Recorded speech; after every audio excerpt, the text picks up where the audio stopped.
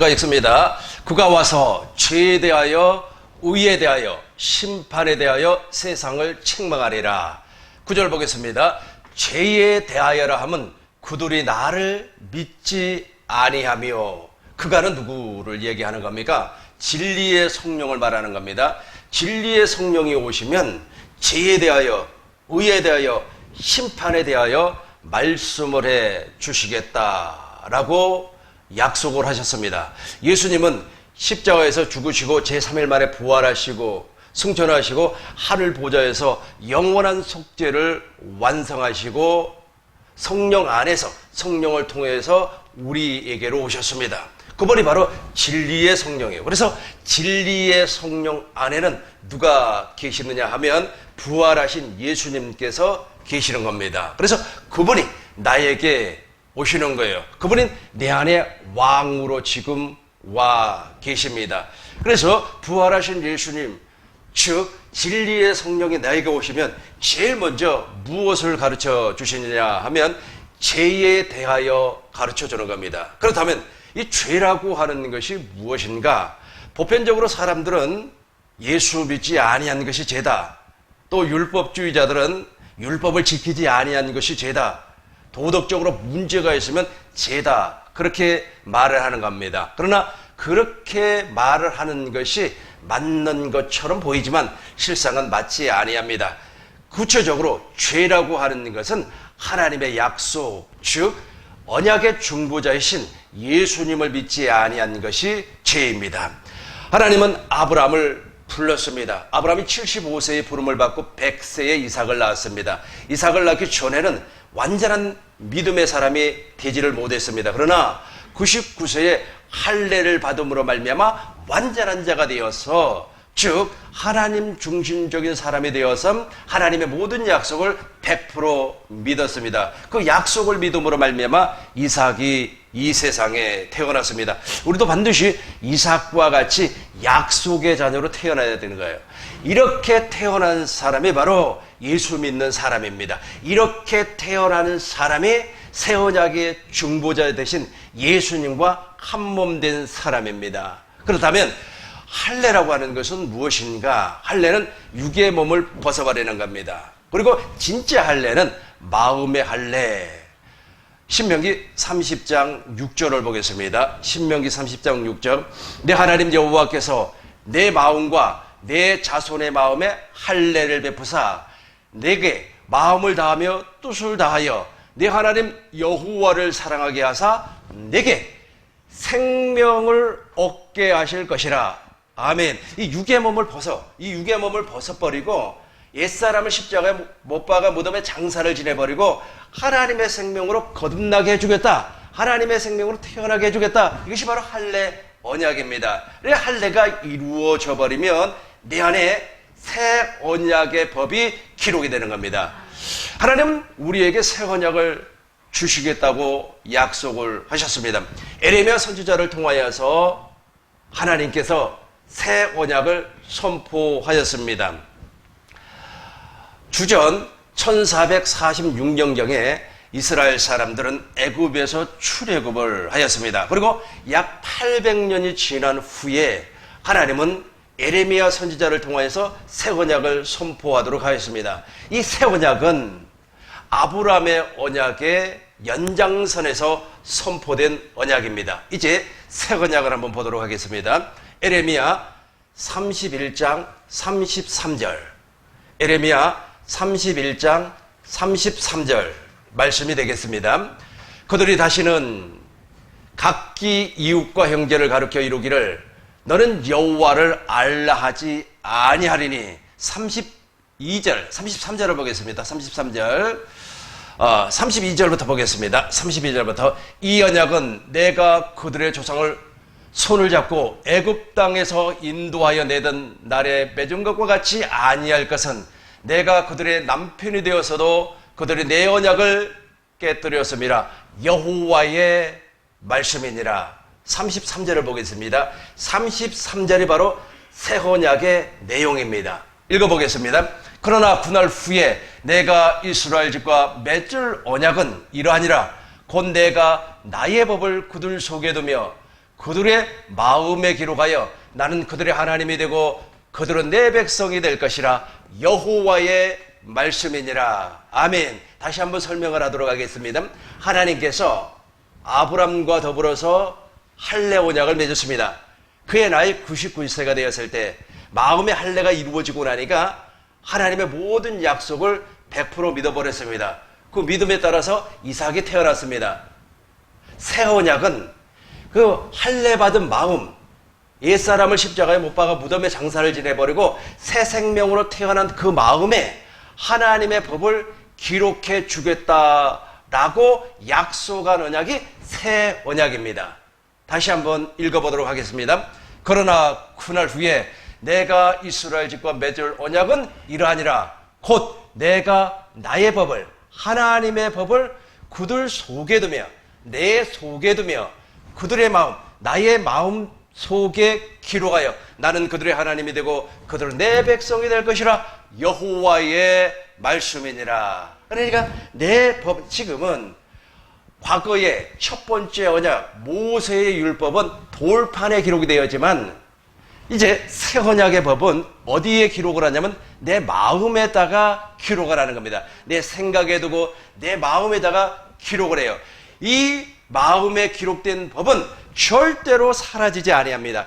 영원히 내 마음에서 떠나지 아니하고 주님과 더불어서 존재하는 겁니다. 이렇게 새 언약의 법이 기록되고 나니까 34절 보겠습니다. 34절이 되는 겁니다. 그들이 다시는 각기 이웃과 형제를 가르쳐 이루기를 너는 여호와를 알라 하지 아니하리니 이는 작은 자로부터 큰 자까지 다 나를 알기 때문이라. 내가 그들의 악행을 사하고 다시는 그 죄를 기억하지 아니하리라. 여호와의 말씀이니라. 그러니까 새 언약은 죄 사함의 언약입니다. 그러니까 새 언약을 알지 못하고 새 언약의 법이 내 속에 기록되지 아니하면 죄 사함을 받을 수가 없어요. 죄 사함을 받을 수가 없습니다. 그러나 지금 내 안에 부활하신 예수님께서 말씀하심으로 말미암아 나타난다면 반드시 주님이 나타나야 되는 거예요. 주님이 나타나는 사람은 새 언약의 법이 기록되어 있는 사람입니다. 이 새 언약의 법을 다른 말로 이야기하면 진리라고 하는 겁니다. 진리. 왜냐하면 예수님께서 내 안에 나타나시기 때문에, 예수님이 진리이기 때문에 진리이신 예수님이 내 안에서 나타나는 겁니다. 그래서 새 언약의 법을 또 다른 말로 이야기한다면 진리의 법이라 그렇게 말을 하는 겁니다. 우리 꿈있는 교회 모든 성도님들이 이 복을 받은 줄로 믿습니다. 그런데 더욱 중요한 것은 이 새 언약의 법, 즉 하나님께서 아브람과 이삭과 야곱과 맺었던 언약을 믿지 아니한 사람, 새 언약을 믿지 아니한 사람이 바로 죄를 짓고 있는 겁니다. 그래서 죄에 대하여라 하면 예수를 믿지 아니하는 겁니다. 다시 한번 보겠습니다. 요한복음 16장 8절. 그가 와서 죄에 대하여 의에 대하여 심판에 대하여 세상을 책망하리라. 9절 보겠습니다. 9절. 죄에 대하여라 함은 그들이 누구를 믿지 않아요? 나를 믿지 아니하며. 왜 예수님을 믿지 아니하며 이렇게 되는 겁니까? 그러니까 예수님은 하나님께서 아브람과 이삭과 야곱과 세운 언약을 이루어주기 위해서 이 땅에 오셨고 새 언약의 중보자로 오셨습니다. 히브리서 9장 15절을 보겠습니다. 이 사실을 알지 아니하고 믿지 아니한 사람은 죄를 짓고 있는 사람입니다.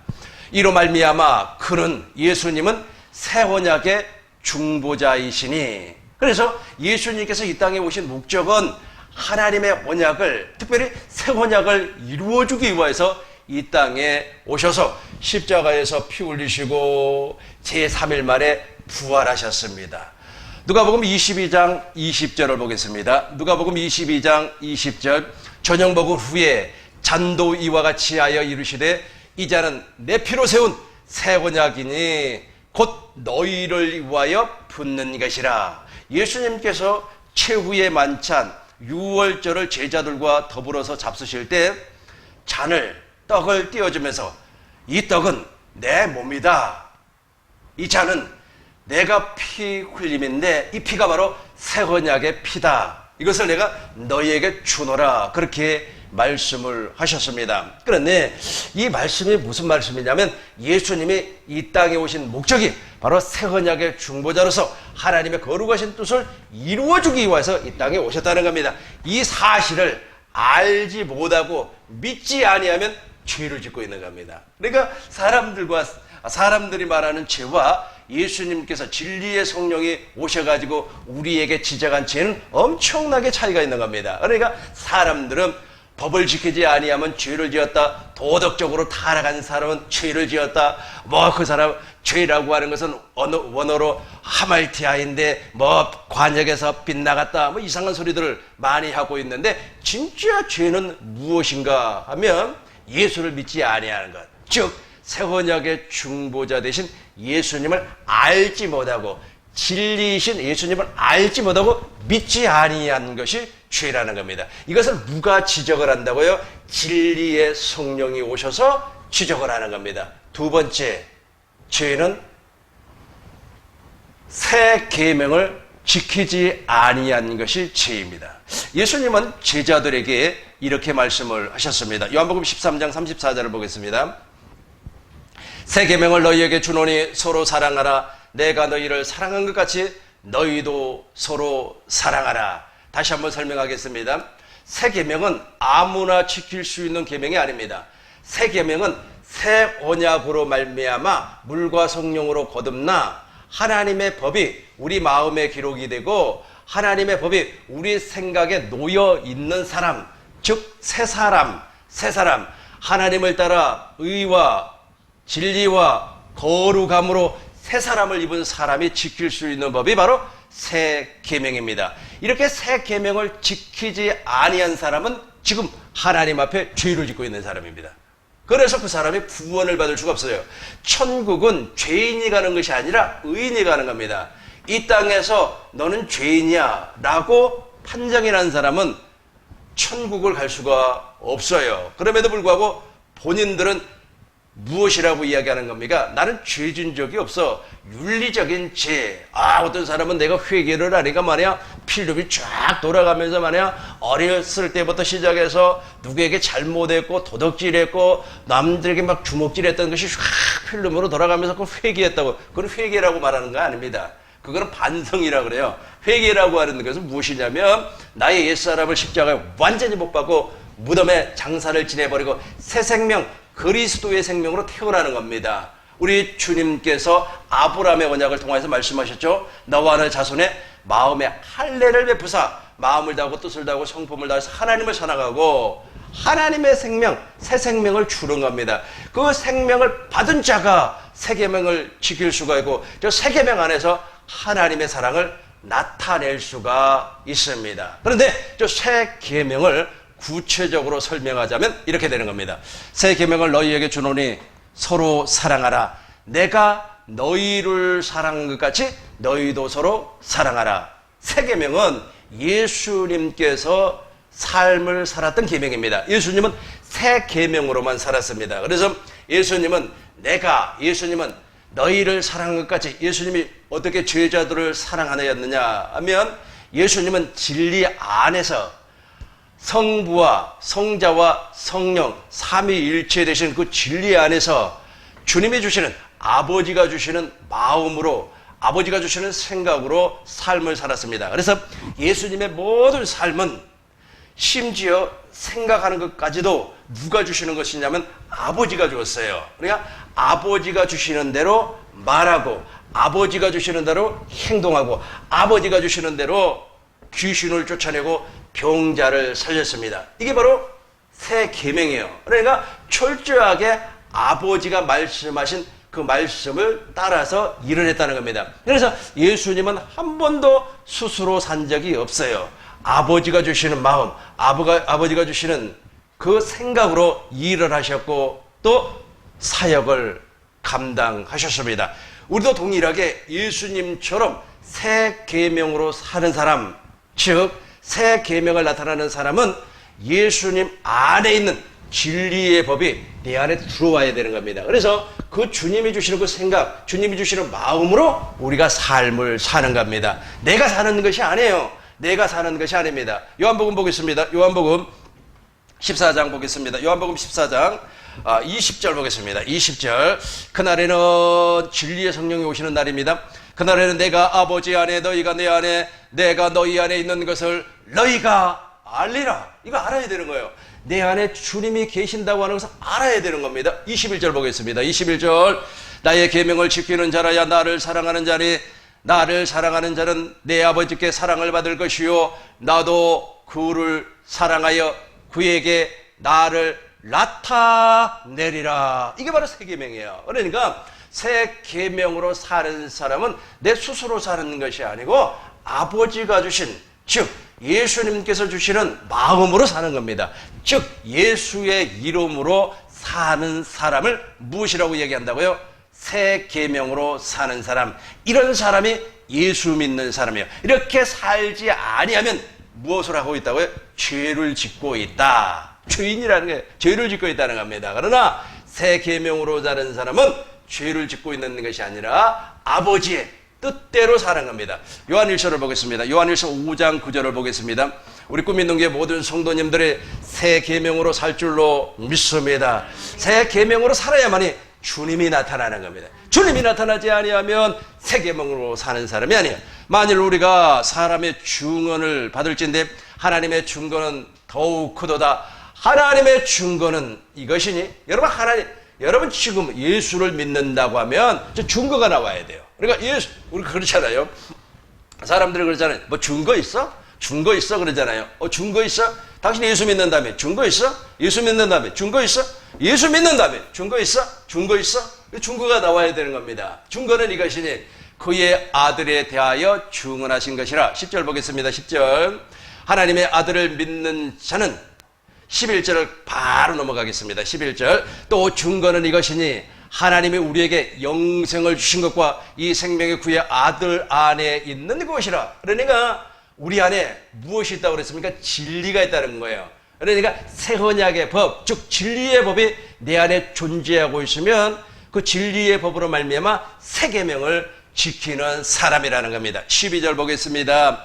아들이 있는 자에게는 생명이 있고 하나님의 아들이 없는 자에게는 생명이 없느니라. 여기에서 구원받은 사람과 구원받지 아니한 사람이 나누어져 버려요. 그러니까 죄인은 죄에 대하여서 책망을 받는 사람은 한마디로 이야기하자면 구원받지 못한 사람입니다. 그러나 죄에 대해서 책망받지 아니한 사람은 새 계명으로 사는 사람이고 새 언약을 믿음으로 말미암아 새 계명으로 사는 사람이기 때문에 이 사람은 진리의 성령이 오셔가지고 책망을 하지 아니에요. 진리의 성령이 오셔서 도리어 세상을 이길 수 있는 무엇을 주는 겁니까? 믿음을 주는 겁니다. 그런데 저 진리의 성령으로 말미암아 가르침을 받아서 하나님의 생명, 즉 물과 성령으로 거듭난 사람은 진리의 법이 기록이 되어 있기 때문에 무엇이라고 그랬습니까? 생명이 존재하고 있어요. 생명이. 아들이 있는 자에게는 생명이 있고 하나님의 아들이 없는 자에게는 생명이 없느니라. 이게 놀라운 거예요. 그러니까 생명이 없기 때문에 새 계명으로 살 수가 없고 이 사람은 새 언약의 중보자 대신 예수님을 믿지 아니하고 있다는 겁니다. 요한일서 4장 18절을 보겠습니다. 이런 사람을 보겠어요. 믿지 아니한 사람. 사랑 안에는 두려움이 없고 온전한 사랑의 두려움을 내어쫓나니. 다시 한번 더 읽겠습니다. 사랑 안에는 두려움이 없습니다. 온전한 사랑의 두려움을 내쫓습니다. 두려움에는 형벌이 있음이라. 두려워하는 자는 사랑 안에 온전히 이루지 못하였느니라. 이게 바로 구원받지 못한 사람입니다. 즉 무엇 아래 있는 사람입니까? 죄 아래 있는 사람이에요. 죄 아래 있는 사람. 그래서 진리의 성령이 오시면 죄에 대하여서 말씀을 하시는데 죄에 대하여라 하면 나를 믿지 않는 예수를 믿지 않는데 지금 보세요. 예수를 믿지 아니한다는 말을 오해해가지고 말이야. 예수 믿으세요. 예수 믿으세요. 내가 지금 교회 집사인데요. 내가 지금 교회 권사인데 장로인데 그게 예수 믿는 줄로 알고 있습니다. 그게 예수 믿는 것이 아니고 하나님께서 아브라함과 이삭과 야곱과 더불어서 언약을 맺었어요. 그 언약의 핵심이 무엇이냐면 마음의 할례. 옛사람을 십자가에 못 박아 무덤의 장사를 지내버리고 하나님의 생명으로 거듭난단 말이에요. 하나님의 생명으로 태어난단 말이에요. 그리고 나서 하나님의 생명으로 태어난 그 믿음에 따라서 누가 나타나시냐면 내 안에 부활하신 예수님께서 나타나는 겁니다.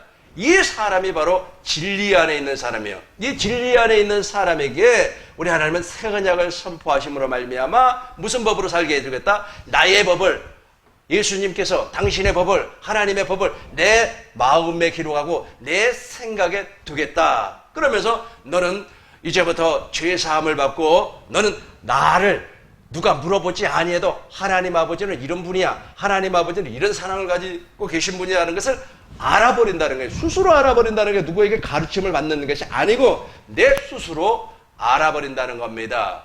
이렇게 믿는 것이 예수 믿는 거예요. 근데 이렇게 믿지 아니한 사람은 무엇 아래 있다고요? 죄 아래 있는 겁니다. 그래서 죄에 대하여라 하면 나를 믿지 아니하며 이렇게 되는 겁니다. 그리고 나서 새 계명을 우리에게 주셨는데 그 새 계명은 예수님이 살았던 삶의 방식입니다. 우리도 동일하게 예수님이 살았던 삶의 방식을 따라서 살아야 되는 겁니다. 그러면 새 계명이 나에게서 이루어져 버려요. 그러면 새 계명을 간단하게 다시 한번 더 정리하겠습니다. 예수님은 아버지 안에서 아버지가 주시는 마음, 아버지가 주시는 생각과 마음으로 살았고 예수님이 하시는 모든 일은 아버지가 말씀하신 대로 아멘을 했어요. 우리도 동일하게 예수님 안에서 예수님과 하나가 되어서 진리이신 예수님이 말씀하시는 그 말씀으로 모든 일을 행해야만 합니다. 내 스스로 하는 것이 아니고 내 스스로 하는 것이 아니고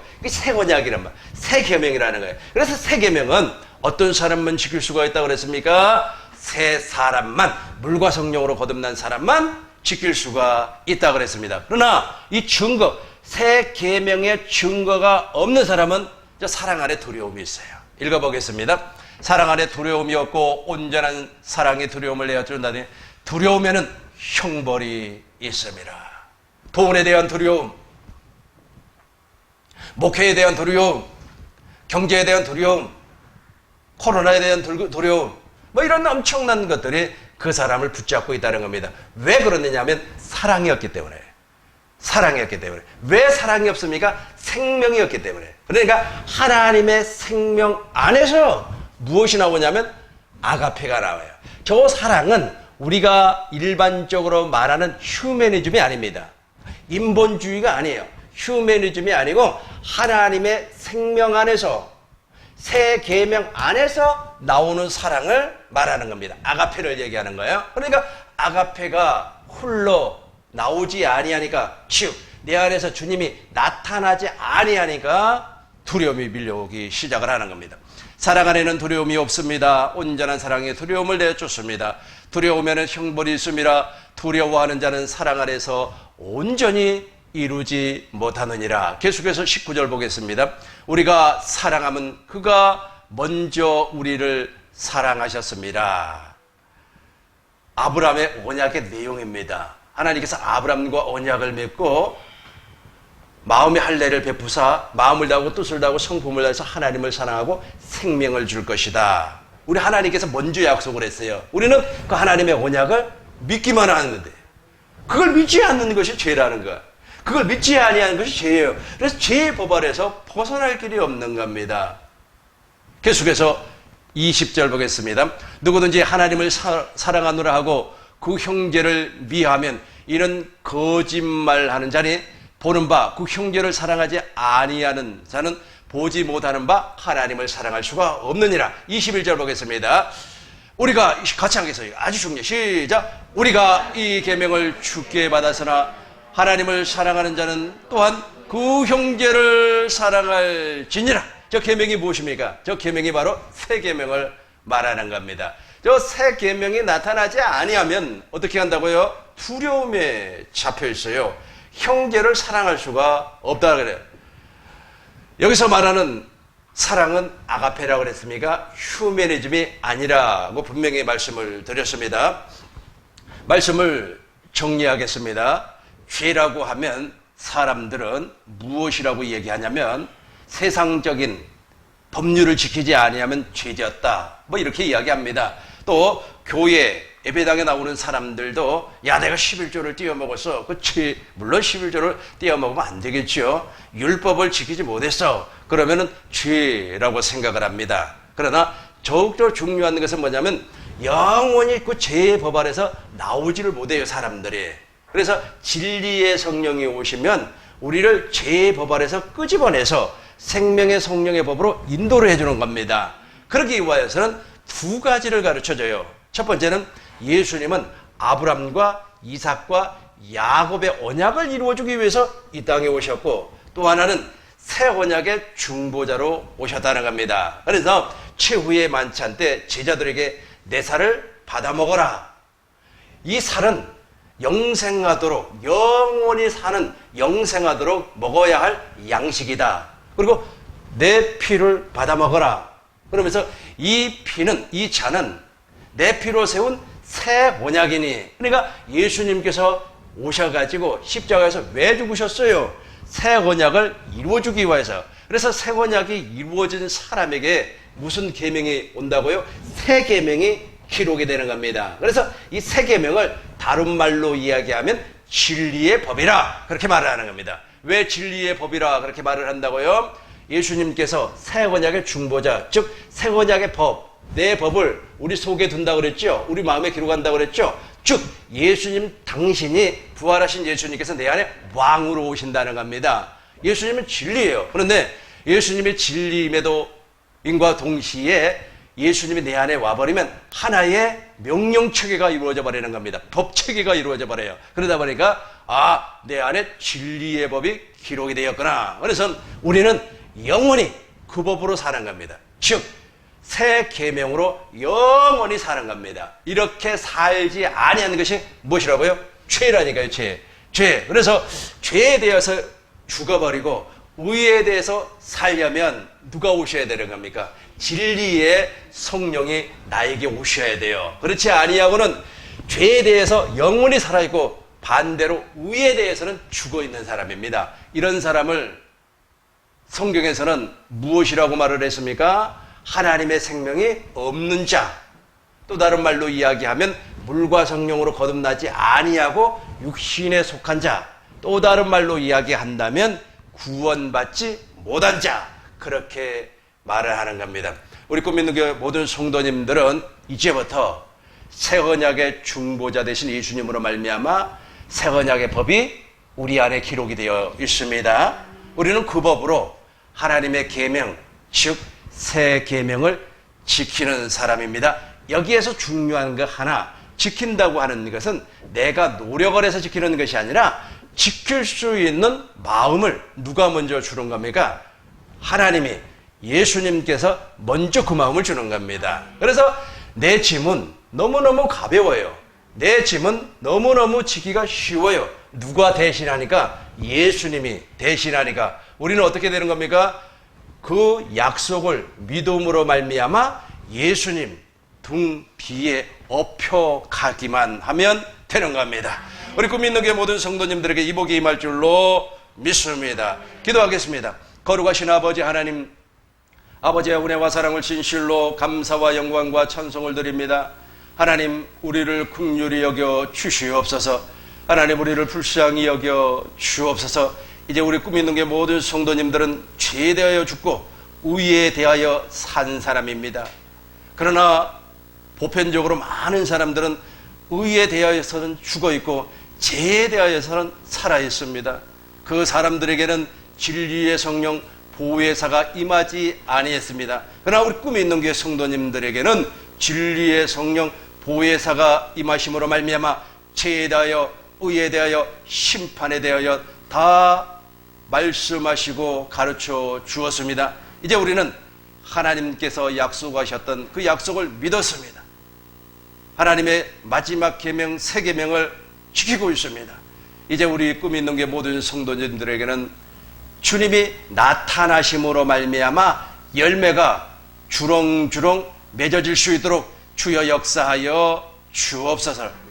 코로나를 확실하게 이겨버릴 수 있는 세상을 이기는 믿음이 오늘부터 나타나게 하여 주옵소서. 예수님의 이름으로